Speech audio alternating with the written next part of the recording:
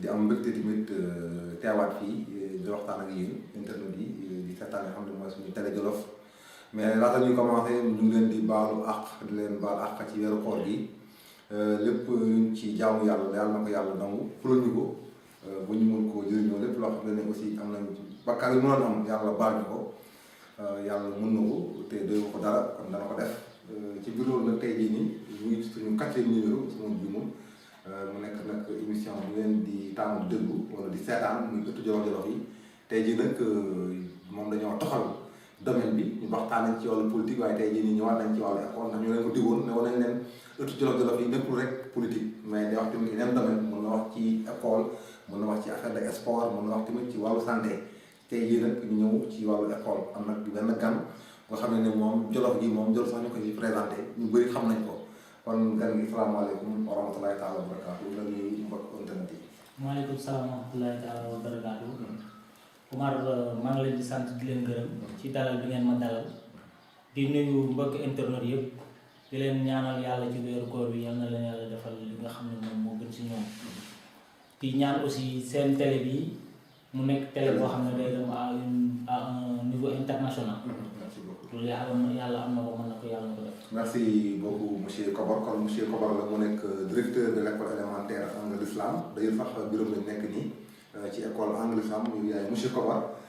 nekk directeur mais laata ngay nekk directeur am na tamit foo jaar pour nekk directeur xam nga jàngee yooyu noonu ndax am na internet yoo xam ne xëy na pour nga gën a xam nga gën leen xamal ku kan monsieur Kobar. waaw man Amadou Kobar laa tudd maa ngi judd le 15 février 1970 fii ci Daara. jàngee école élémentaire Maguette Ndiaye jàngee lycée CEM Alioune Ndiaye bu Linguère def ni lycée Malick Sall bu Louga après bi ma jógee foofu ma def benn concours bu ñuy wax centre de perfectionnement et de centre de perfectionnement pédagogique CFPB Dakar en 1990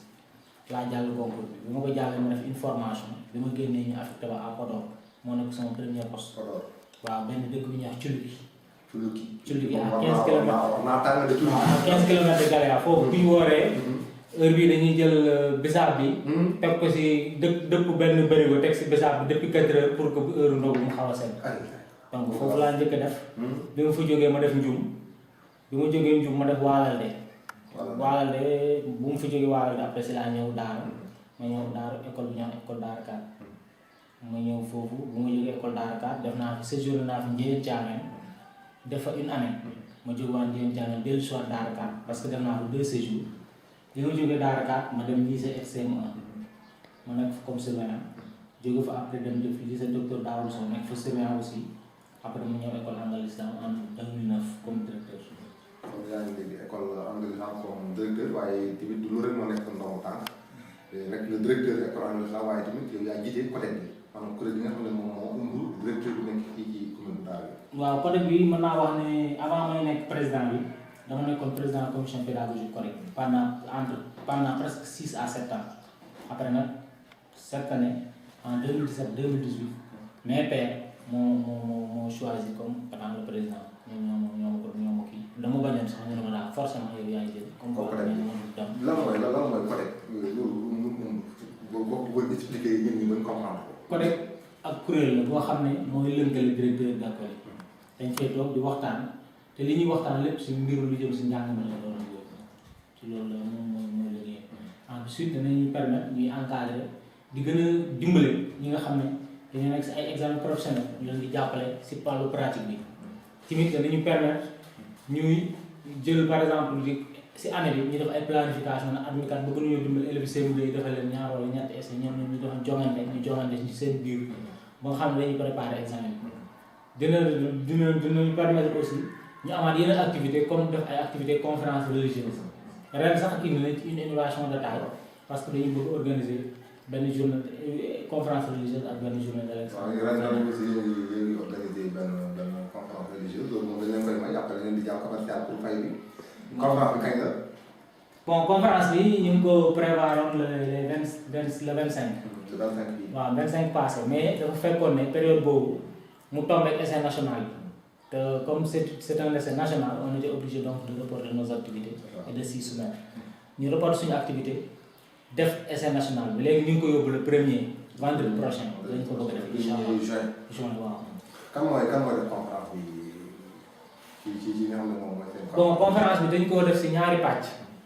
dañoo jël pàcc bu njëkk bi ñuy wax àqu parents yi maanaam si seen diggante ak xale yi. ak seeni doom si seen diggante ak seeni doom léegi ñooñu thème boobu oustaz bi ñuy wax Daouda Diop ak Ahmed Sow. Daouda Diop mi ngi daaru it Ahmed Sow mi ngi franco mi ngi daaru histoire ñooñu ñoo war a animer partie boobu bu ñooñu jeexee deuxième partie bi benn oustaz bu ñuy wax Maodo Faye mu nekk rajo Sud FM Dakar en même temps nekk 2STV thème bi muy développé mi ngi tudd Aqu Sëy waaw ñaari waay dencante yi donc loolu ak yi nekk seen nekk na loo xam ne donc lu am solo la waaw donc peut-être yan activités yi ngeen jot a réalisé bi mu amee ba léegi yaakaar naa bi war ngaa mën na ñëwaat ci bari da nga ko taxawal ak boobu ak ba léegi nii yan activités yi ngeen jot a réalisé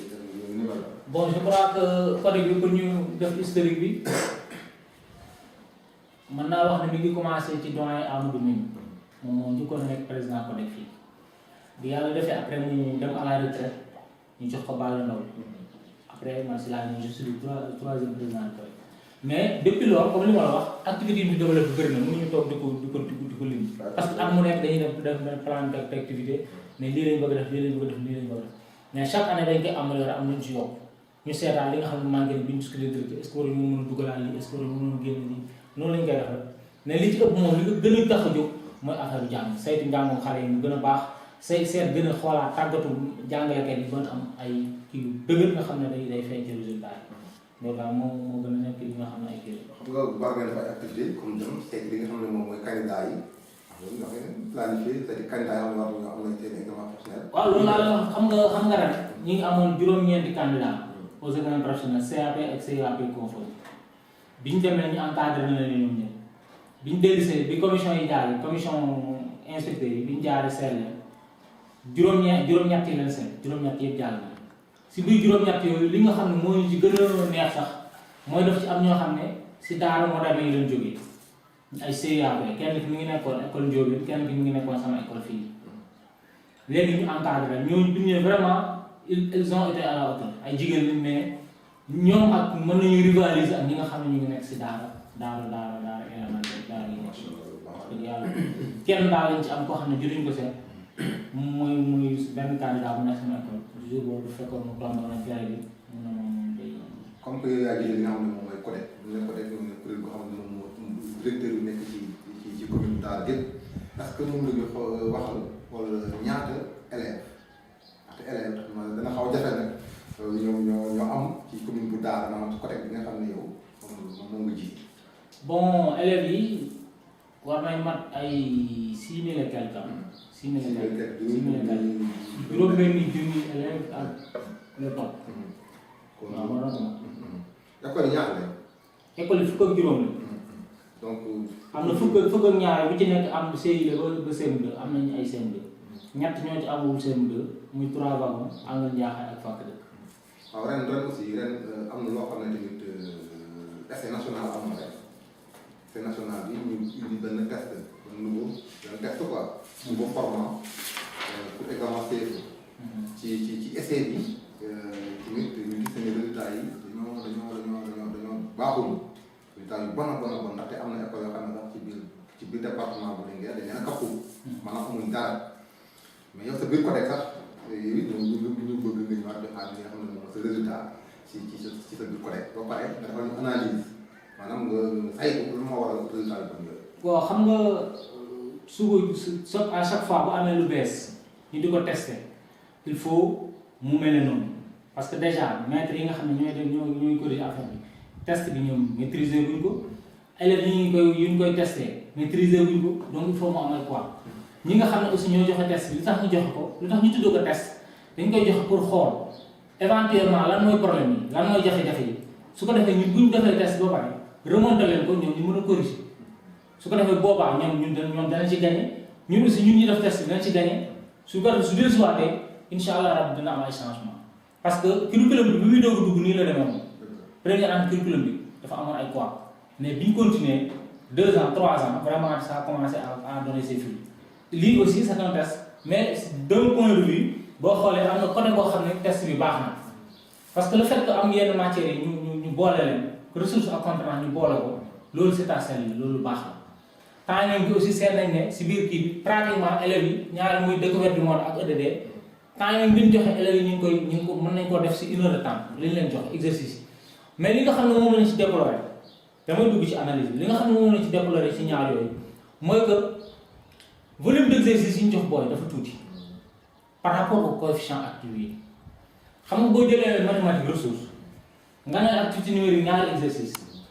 nga ne léegi mesure résolution de problème ak activité géométrique fu benn nekk benn exercice kooku xam nga booy bi bu fekkee ne chapitre boobu wala la leçon sur laquelle fi nga ko évaluer moom maîtriser ko bu baax da nga koy daal di pénaliser donc foofu daal gis nañ ne am na rëq-rëq tuuti peut-être war nañ mën ko mën a maximiser doon jox xale bi ay chance au moins mu doon ñaari exercice sur 2 exercices au moins bu faussé benn bi mu am fa ay points ainsi de suite te su boobaa aussi li ñuy def mooy yokk un peu timing bi au niveau des ressources en mathématiques dafa tuuti 45 minutes war nañ ko mën a yóbbu 1 heure de temps ñu def ressource compétence aussi 1 heure de temps su boobaa yaakaar naa ne problème dinañ ko mën a def beneen bi ci franco-arabe bi la parce que suñu district am na benn école wax na franco-arabe la daara bi foofu aussi si jàngat bi li ñu fa gis mooy ressources yi en LC ñoom seen ressource dafa am benn partie français ak benn partie boo xam ne arabe la mais partie française bi li ñu ci gis mooy que ne uniquement ça porte sur la compréhension te loolu bu ñu continuer noonu dana dem ba mujj gi les autres disciplines aussi mais dañu yore classe yooyu nekk ci franco dootuñu ko jàngal booy te booy les gosses en ont besoin pour le futur bu ñu demee CM ak éventuellement pour le. maanaam su ma comprendre rek comme ci franco-arabe bi ngeen laajee ci compréhension rek la ñu leen. compréhension kese lañ mais li nga xam ne moom moo discipline outil yi. waaw discipline outil maanaam maniement de la langue dugg ci ay grammaire orthographe conjugaison posé wuñ ci question te loolu day tax aussi buñ ci continuer vraiment dañuy dem ba maître yi nga xam dañ koy jàpp ci wàllu production d'écrit bi nag su ma ko gisee parce que production d'écrit bi dañoo wax booy yi mu jumul sujet bi. waaw production d'écrit bi je crois que foofu problème bi fu mu nekk c'est au niveau du libellé libellé bi peut-être dese naa leer ensuite la consigne n'a pas été précise donc foofu aussi ñu ngi leen wax nañ ko si vraiment ci rapport bi na leen nañ jéem a xool ba ëllëg bi ñuy joxe loo xam ne ni aussi ñu joxe loo xam ne ni vraiment booy day leer ci bopp nit parce que même problème bi moo ñëwaat ci mathématique en compétence bu ñu leen fi ñuy wax xale yi na dañoo bàyyi benn porte ci jardin bi mais porte bi waxuñu leen am na objet ci extrémité bi waxuñu leen amul objet peut-être bu ñu ko préciser woon ne objet porte bi kat amul ay extrémité su boobaa la majeure partie des gosses dinañ julli mais je crois que là aussi ay kii la yoo xam ne bon du ñàkk c'est un début ab test la comme son nom l'indique parce que ñun lii du ñu tiital nullement du ñu tiital parce que daaw def nañ benn essai zonal nii la demee les résultats ont été catastrophiques mais au finish en fin d'année bi ñu dellusee vraiment. gis nañ ne da ngeen jékki-jékki rek ministère bi envoyé test bi wala daawoon waxtaan ak yéen ci loolu ba ngeen dëggoo ci wala daf nekk loo xam ne lu leen bett la. non test bi waxtaanuñ ci comme ni ngeen ko amee rek noonu lañ ko amee parce que à travers les réseaux sociaux lañ ko doon envoyé ba temps yi la ñu envoyé ñu benn circulaire wax ñu format entrée en sixième bi day chargé bon biñ ñëwee aussi ils ont attendu 2 jours ou 3 jours avant les tests lan ñu woo chef de zone yi balancé ñu épreuve yi nañu leen nañ joxe rendre papier après ñu tiré épreuve yi parce que dañu war a def un test national bon comme ñun nous sommes des subordonnés et la subordonnée joue que le rôle de complément nous sommes obligés d'exécuter dañuy exécuter rek. Bon au niveau de la zone de Dakar dama koy joxe d'abord résultat par école bu ñu commencé Sidi Aldoui amoon nañ 72 candidats il y avait 2 absents 70 présents ils ont eu 7 admis pourcentage 11,11%. Garçons filles 9,30 pourcentage total de l'école 10,02. boo jëlee nga ne neen ñi ngi amoon téeméeri élèves ak ñeent fukk ak juróom-benn ñoom téeméer ak ñeent yëpp ñoom composé ni ñaar ñoo am moyenne muy moyenne 1,92%. nga jël Daara Montagne ñi ngi nekkoon fanweer ak ñaar yëpp a composé juróomi élèves ñoo jàll mu nekk 15,63%. nga jël Njàmboor ñu ngi nekkoon juróom fukki élèves ak juróom-ñett juróom-ñaari élèves ñoo fa jàll léegi foofu aussi am nañ fukki élèves fukk 12,73% fukk ak ñaar yoo jël ñu ngi toppal juróom-ñaar fukk ak ñett nga jël Ngoom ñi nga amoon juróom fukki candidat ak juróom mu am benn absent juróom fukk ak ñeent yi ñoom ñoo def fukki nit ak benn jàll fukki xale ak benn jàll fa ñu am 20,37%. nga jël Daara municipal ñi nga amoon 75 candidats juróom-ñaar fukk ak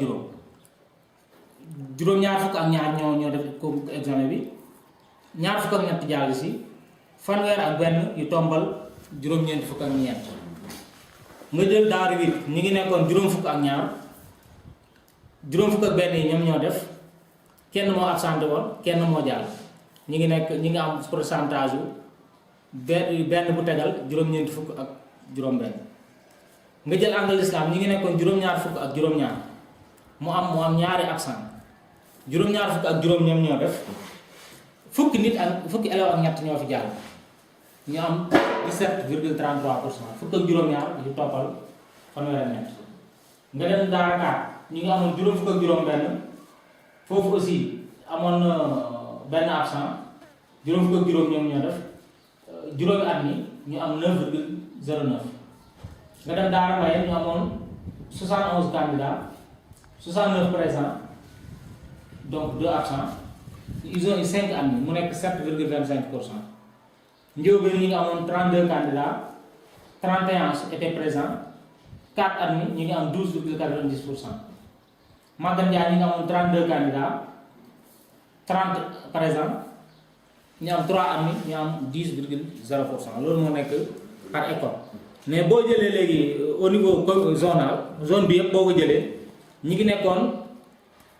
ñi waroon a présenter ñi ngi nekkoon juróom-ñaar téeméeri élèves ak fukk ak juróom-benn si juróom-ñaar téeméeri élèves fukk ak juróom-benn yooyu am na si fukk ak juróom-ñett yoo xam ne ñoom ñëwuñu woon bés si bés bi mu amoon juróom-benn téeméer ak juróom-ñeent fukk ak juróom-ñett yoo xam ne ñoom ñoo ñëwoon def si test yi si ñooñu juróom-ñett fukk ak juróom-benn ñoo si jaar juróom-ñett fukk ak juróom-benn yi. am na ñeent fukki góor ak benn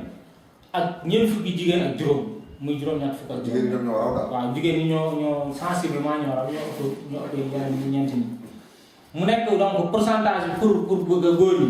mu ngi nekk 13,90% pour jigéen ñi mu ngi nekk 11,17%. boo boolee toto bi mu ngi nekk 12,32 donc 12,32% moom moo nekk pourcentage bi nga xam ne moom la zone de Daara am au niveau du test national. donc résultats yi comme mën nañu wax ne résultats yi baaxul. non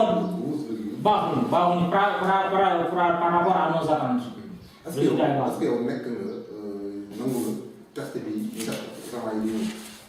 ndax yow pour yow c'est normal appliquer pour def examen yi. bon test bi mën nañu ko appliquer mais à une condition ñu jël en compte suggestion yi leen def ñu jëm ko rectifier la problème coefficient bi ñu dindi ko. ensuite ñu revoiraat timing bi au niveau des ressources en mathématiques ñu xoolaat aussi libellé LC yi surtout en compétences ba pare dès que pour franco-arabe bi tamit ñu xoolaat seen ressources yi en LC compétence en LC ressources donc je crois que loolu bu ñu ko defee li ci des moom gan bi sorewul moom gan bi sorewul. donc voilà donc ñu continuer ba léegi ci li nga xam ne moom mooy waxtaan bi comme wax nañ ci li nga xam ne moom mooy collecte boobu ñu wax ci li nga xam ne moom mooy résultat test nouveau format FEFI 2018 mu nekk test boo xam ne moom mën na nga xam ne métti na ci booy yi métti na ci xale yi ndax résultat yi bon na waaye nag bu ñu ko appliqué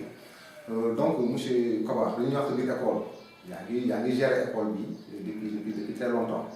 donc depuis 2009 est-ce que mën nga ñu waxal historique école bi ak fonctionnement école bi mu demee. bon école bi ñu ngi ko créé en 2006 elle a été créée par feu Abdou Sow ñu ngi koy ñaanal si weeru koor bi aussi fa mu tëdd yàlla na ko yàlla xaral aljanna ay fay suuf si kaw. bon moom moo créé woon école bi en 2006 boobu école bi nga amoon ñaari classe yu démarré bi ñu fi jógee après ba mu nekk fi par la suite moom mu jàll benn concours école nationale des arts mu dem ku ñuy wax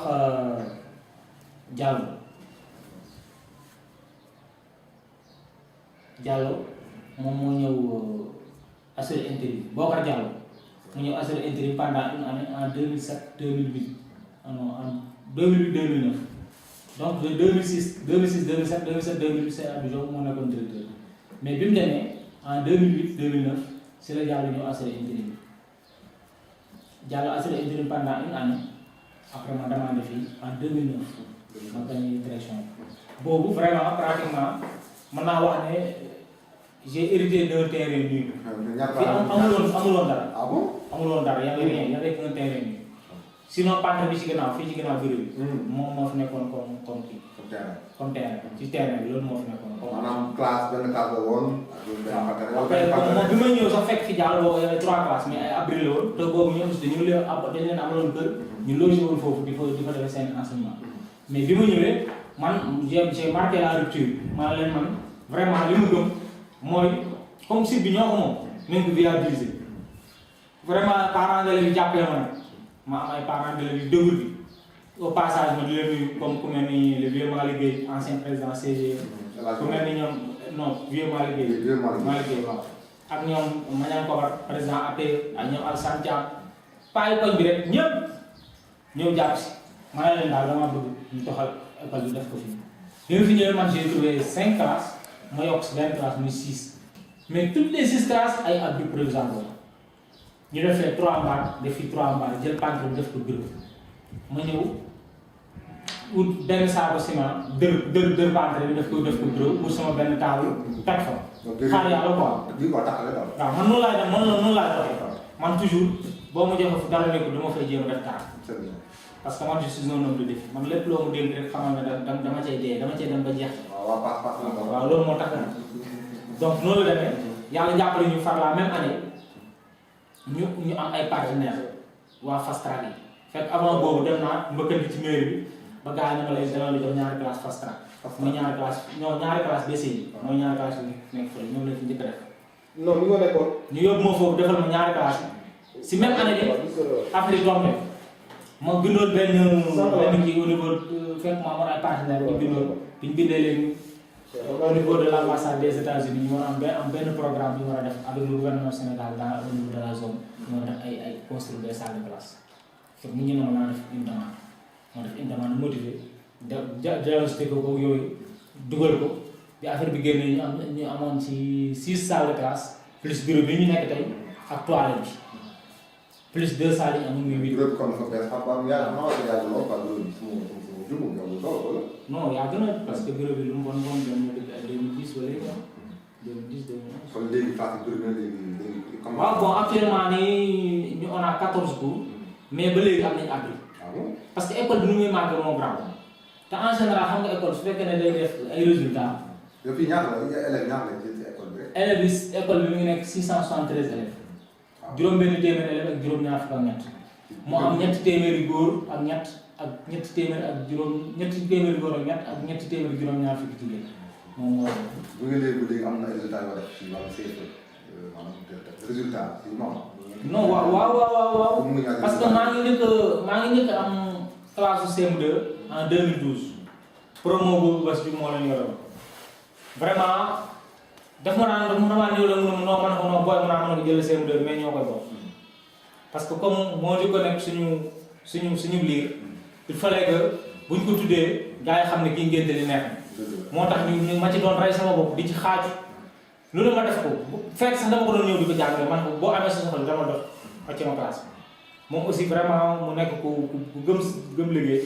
di liggéey normalement correctement ma di ko jàppale ba yàlla jàppale ñu année boobu on a eu de très bons résultats parce que su ma juum da am nañ 86% au CFEE année yi si topp nag depuis loolu nag fa lañ jógee rek affaire bi tàkkarnaase ñu nekk nag ay gars yoo xam ne vraiment ay enseignants yoo xam ne ñu bëgg lu ñuy def la ñu am volonté trop je dis que ne école bi résultat yi ñuy def du man de yaa certains yoo xam ne dañuy nekk si biti léeg-léeg dañuy wax ne bon damay teg pression mais teguma kenn pression damaa nekk ñoo xam ne sa ay rakk lañ ñi ay sœur lañ ñi ay frère lañ ñi ay neveu lañ ñi c'est mes fils ñi c'est mes neveux parce que boo xoolee am na si ñoo xam ne man maa leen jàngal ñu wax nekk ci école bi nii am na dafa maa ko jàngal ñu wax ci école bi tey nekk sama adjoint ak ñeneen ñoo xam ne ay liens parentés moo ñu lié ñu ngi ci école bi ñeneen ñoo xam ne nous sommes liés par la vie par nos ancêtres loolu yëpp ñu ngi ci biir donc ñun ak famille la daal ñuy liggéey ànd ak nag yore suñuy doom suñuy jarbaat suñuy rak di leen teet donc ku ñëw sa dëkk nag wax dëgg yàlla boo fay liggéey da nga faa war a liggéey loo xam ne ëllëg kenn du la wax. mais maintenant ko bëri na ay jigéen ak madame mais madame yi est-ce que aussi mën la ci dama. non xam nga nit loolu moom du ñàkk parce que nit wér ni wér di amee noonu la feebar di amee léeg-léeg ñu am ay problème éventuellement comme ni ko jigéen ñi amee léeg-léeg seen doom feebar léeg-léeg ñu am ay problème yoo xam ne c'est problème de la vie ñu dem doxi ko foofu duñ leen di comprendre mais ñoom aussi duñ ci abusé contrairement ni ñeneen def léeg-léeg abusé ci yéen ñoom duñ ko def dañuy ñëw vraiment def seen liggéey bu ñu war a tardé aussi léeg-léeg ñu xam ne directeur man ko suba damay tardé su fekkee ne man libre naa man la bu libéré booy wàcc leen fi dinaa leen jël ma jël leen def ak ñoom pour ba nga ñëwaat après tu continues avec ta place. ak fonctionnement yi nga xam ne moom mooy école bi xam nga léegi école dañu am lu ñuy wax ay CAC wala am ay comité de gestion am aussi li nga xam ne moom mooy APE est-ce que yooyu yëpp organes yooyu est-ce que yooyu yëpp ñu ngi fonctionné. waaw fii moom mën nañu wax ne organes yooyu am na. APE am na CGE am na AEME sax créé naa ko association des maires de l'école sax créé naa ko parce que pas plus tard que semaine bii rek samedi bi am nañu réunion actuellement nii maa ngi leen di teg ci benn trajet boo xam ne dama bëgg suñu fi jógee. comme ñun on a une surface qu'on peut exploiter pourquoi pas mu ñëw ma bàyyi leen exploiter surface def un micro jardin un jardin potager à l'école bu ko defee ñoom ñu gérer ko lu mu mën a générer ëllëg bu ñu amee yenn besoin ci école ñoom dañu mën a dimbali dans le cadre d'une cantine aussi déposé woon nañ su fekkee ne am nañ ci cantine bi boobaa ñoom dinañ ko mën a gérer ak seen maraîchage bi ñu def ak yooyu dañu ko mën a def si loolu lañ nekk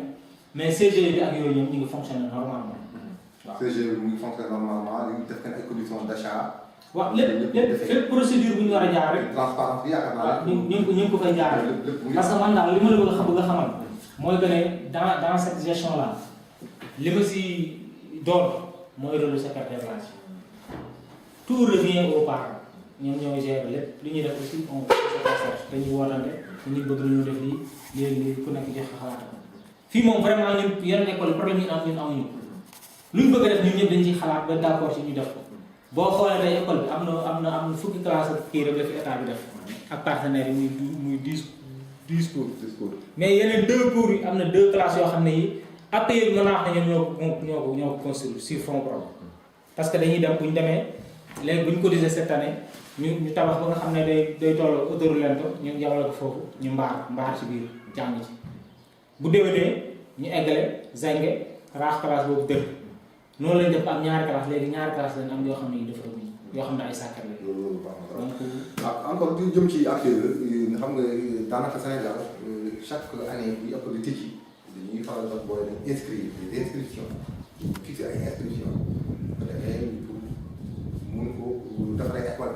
bi loolu noonu nan la est-ce que def ngeen loolu wala. waaw ñun loolu buñ école di tëj rek dañ ciy waxtaan bu ñu defee bilan fin d'année kat yi ñu projeté wu. def bilan PA beeg yooyu dañuy projeté wu na déwén lii leen moo nekk ñu def suñu planification déwén ne lii lañ bëgg a def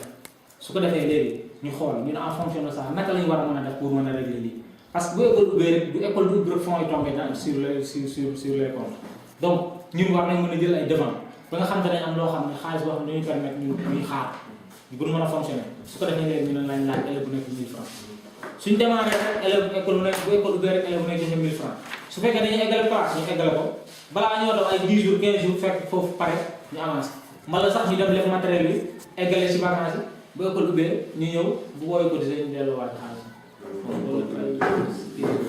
donc am na solo bu baax a baax léegi si li jëm ci li nga xam ne moom mooy sa école nga li nga xam ne résultat tout ça mais dañuy problème bu nga doon ñëw tey jot xam ne moom mooy dañuy problème bon problème bi nga xam ne moom problème majeur la fii si école bi tey mooy problème abri provisoire vraiment su dimbale woon aussi danañ jël mais je crois que bientôt ce sera un vieux souvenir parce que boo xoolee dans le cadre du CORED keroog am na benn partenaire avec association Kër Baye Fall Sénégal ak bu nekk France amoon na benn commission bu fi ñëwoon ñuy def ay tournées dans les écoles ils ont discuté avec les directeurs ñu ne léegi nañu bind ay kii de jumelage avec des écoles de France peut-être bu ñu bindee jumelage ba pare moom réglé ñu ay partenaires su boobaa aussi wax nañu ne bu ñu paree si loolu nañ def expression de besoin bu ñu exprimer nos besoins peut-être danañ si dugalaale loolu mën naa am balaa boobu aussi au niveau de la mairie am na ay programme comme programme bu ñu wax PACASEN programme d'appui aux communes et agglomérations du Sénégal boobu aussi daara bokk na ci te boobu première année bi dañuy joxe au minimum ay millions yu bëri yoo xam ne c'est uniquement destiné aux infrastructures je crois que su boobaa bu ñëwee danañ mën a commune bi dina mën a jël en charge ces abris là parce que l'éducation est une compétence transférée boobaa ñoom danañ ko mën a jël ñu amaat beneen programme boo xam ne aussi peut-être l'état du Sénégal zéro abri provisoire ñoom ñoo ko wax balaa bu yaakaar naa ne aussi ñoom danañ jéem a def tout ba nga xam ne abri yi nga xam ne moom lañu am au niveau de la zone bëriwul parce que 22 abri la bi ñu ko recensé au niveau de la zone de Daara 22 abri donc ñooñu danañ ci jéem a trouver ay solution abri daal moo nekk suñu problème bi. mais ci wàllu tamit examen am nga élèves CM2 yi parfois da nga gis ay xale yoo xam ne duñ am ay extrait ay këyit ndax loolu am nga problème boobu ak tamit xale yi nga xam ne war nañoo inscrire ren ndax da ngeen di chaque année da ngeen di recruter ay xale pour ñu mën a def CI seen parents ban affaire leen di lancer ci wàllu këyit ci wàllu ñëw tamit inscrire seen doom ci ñi nga xam ne xale yi nga xam ne tamit amuñu ay këyit CM2 ndax am nga ko. waaw man actuellement ne yàlla dimbali na ma boo amoon naa ko au début mais quand même surmonté naa ko mais actuellement ne ñetti élèves rek laa am yoo xam ne seen këyit ñu ngi en instance di ko gudd ci man mais ñooñu aussi terewul dama jël seen date déposé leen pour ne pas les laisser en attendant kayit bi ñoom régularisé mais daaw man damay def chaque année bu école di tëj à la dernière réunion dama leen di wax boo yi nekk sermon balaa école ubbi na ngeen leen wut këyit parce que déwén nañu def examen su ko defee ñoom ñu jël les devant ñenn ñi wut ci vacances yi ñenn ñi bu école ubbi juste balaa décembre fekk seen këyit par pour le recrutement aussi yi foofu aussi dañuy lancer un appel na booy bu ngeen demee ngeen wax seen yaay wala seen papa porte genre kii la ñuy jaar comme les gosses là c'est des vecteurs d'opinion si ñoom la ñuy jaar ba pare aussi ñu ak réunion yi ñu am ak AME ak date yi délégation à l'assemblée générale yi ni rencontre yi ñuy def au sein des CAC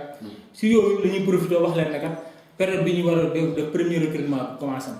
léegi su ngeen amee booy yu dugg ngeen ñëw dugal. recrutement kañ donc mi ngi waroon a commencé si mois de mai bi nii mais malheureusement avec les perturbations cette année gars yi démarré guñ ko mais je crois que bu ñu fin du mois bi dinañ commencé ma recruter parce que daaw bi may dem ak man mois octobre deuxième recrutement bi ay juillet fekk na parce que j'avais le plein. merci donc monsieur Kobar daanaka suñu émission jeex na fu mu toll fii nii koor gi aussi xool ñoo jàpp tuuti ñu jox la kàddu gi rek nga daal di tàmbali ak internet yi. waaw di leen sant di leen gërëm di wax ne lii ngeen di def baax na si gox bi parce que aussi nit ñi di liggéey bëgg na ñu di ko feeñal ñu di xam bëgg na ñu di ko partager suñ ko doon def si domaine yëpp ni ñu ko defee si éducation ñu defe ko santé defe ko feneen je crois que ñu dëgg ñoo si ñëpp si jëriñ na ngeen ci gën a góorgóorlu di leen ñaanal aussi seen lii ngeen di def yàlla na leen yàlla gën a kàttanal ba ngeen am ay moyens yu gën a sophistiqué yoo xam dañuy dem ba romb si biir seen jot yàlla am na ko mën na ko yàlla na ko def si daraje yoru ko ma di leen sant encore une fois di leen gërëm je crois que yow moom dama lay santaat parce que bii mooy deuxième fois nga dima dalal beneen bi daal nga ma à la rajo bii mooy deuxième fois nga dima dalal je crois que loolu day am lu muy wane day am ki nga ànd ak nag ki nga ànd ak aussi dama koy remercier kii mooy Cobanel voilà Cobanel tu sais que Cobanel c'est mon ancien je l'ai eu au CM2 à l'école Daara Ka waaw maa ngi jàngal mais indi ko àllarba tey nag ce sera l'occasion mu jox suukar non tey normalement day indi àllarba xam naa indi tàndarma moom ak ñoom xaar Ndofène au passage aussi je le salue et je le remercie parce que gis naa keroog nga dalal ko ci benn émission suivre naa ñëpp ñu ngi leen di nuyu ñoom Seydou Faye ñëpp jaar nañ fi képp koo xam ne daal mas ngaa jaar si Télé Jolof ñu ngi lay sant di la gërëm di la ñaanal yàlla yal na la yàlla may kattan wéral la say cër wala nga bëgg aussi si koor gi yàlla na ko yàlla merci beaucoup monsieur Kobar ñu ngi lay jaajëfal bu baax a baax mbokk ci internet yi ñu ngi leen di jaajëfal Cobanel ci wàllu technique bi ñu ngi lay jaajëfal di leen jox dig daje rek beneen arab bi incha allah ci beneen domaine donc ñu ngi leen di jaajëf merci beaucoup Cobanel